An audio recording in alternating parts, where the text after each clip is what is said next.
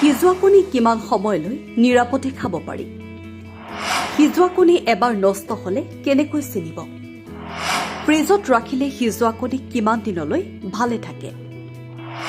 গৰম বতৰত সিজোৱা কণী কিমান সময়লৈ নিৰাপদ? আপুনিও যদি পুৱা সিজোৱা কণী বনাই অফিচ, কলেজ বা স্কুললৈ টিফিন হিচাপে লৈ যায়, তেন্তে এই তথ্য আপোনাৰ বাবে অতি গুৰুত্বপূৰ্ণ। বহুতে ভাবে এবাৰ সিজাই লোৱা কণী গোটেই দিনটো নিশ্চিন্ত মনে খাব পাৰি, কিন্তু এই ধাৰণা সদায় সঠিক নহয়।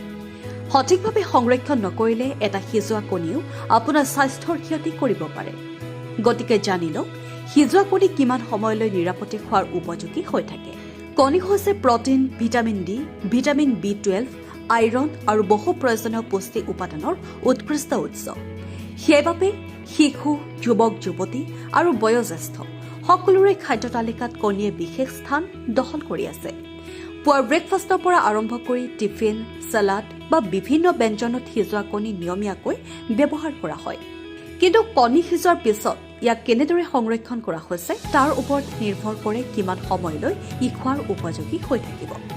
খাদ্য বিশেষজ্ঞসকলৰ মতে সিজোৱা কণী যদি খোলাসহ ফ্ৰিজত ৰখা হয়, তেন্তে ই প্ৰায় 1 সপ্তাহলৈকে ভালে থাকে আৰু নিৰাপদে খাব পাৰি।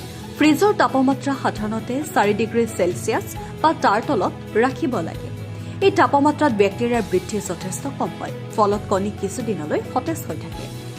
আনহাতে সিজোৱা কণী যদি সাধাৰণ কোঠাৰ তাপমাত্ৰাত ৰখা হয়, তেন্তে 2 ঘণ্টাৰ ভিতৰতে খাই পেলোৱাটো আটাইতকৈ নিৰাপদ। বিশেষকৈ গ্ৰীষ্মকালত বা তাপমাত্ৰা বেছি হলে এই সময় আৰু কম হ'ব পাৰে। বেছি সময় বাহিৰত ৰাখিলে কণীত ক্ষতিকাৰক বেক্টেৰিয়াই বৃদ্ধি পাব পাৰে, যিয়ে খাদ্য বিষক্ৰিয়া, পেটৰ বিষ, বমি, ডায়েৰিয়া আদি সমস্যাৰ সৃষ্টি কৰিব পাৰে।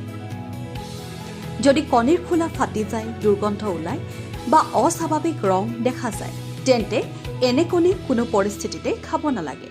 সেয়েহে যদি আপুনি টিফিন হিচাপে সিজোৱা কণী লৈ যায়, চেষ্টা কৰক ইয়াক ঠাণ্ডা অৱস্থাত ৰাখিবলৈ। সম্ভৱ হলে ইনচুলেটেড গ্লাভছ বেগ বা আইচ পেক ব্যৱহাৰ কৰক। ঘৰলৈ উভতি অহাৰ পিছত যদি কণী খোৱা নহল, তেন্তে পুনৰ ফ্ৰিজত ৰাখক আৰু দীৰ্ঘ সময় বাহিৰত নিদিব। মনত ৰাখিব, কণী যিমানেই পুষ্টিকৰ নহওক কিয়, সঠিকভাৱে সংৰক্ষণ নকৰিলে সেয়াই স্বাস্থ্যৰ বাবে বিপদৰ কাৰণ হ'ব পাৰে। সৰু সৰু এই অভ্যাসবোৰে আপোনাক আৰু আপোনাৰ পৰিয়ালক সুস্থ আৰু সুৰক্ষিত ৰাখিব। News desk report, NDTV।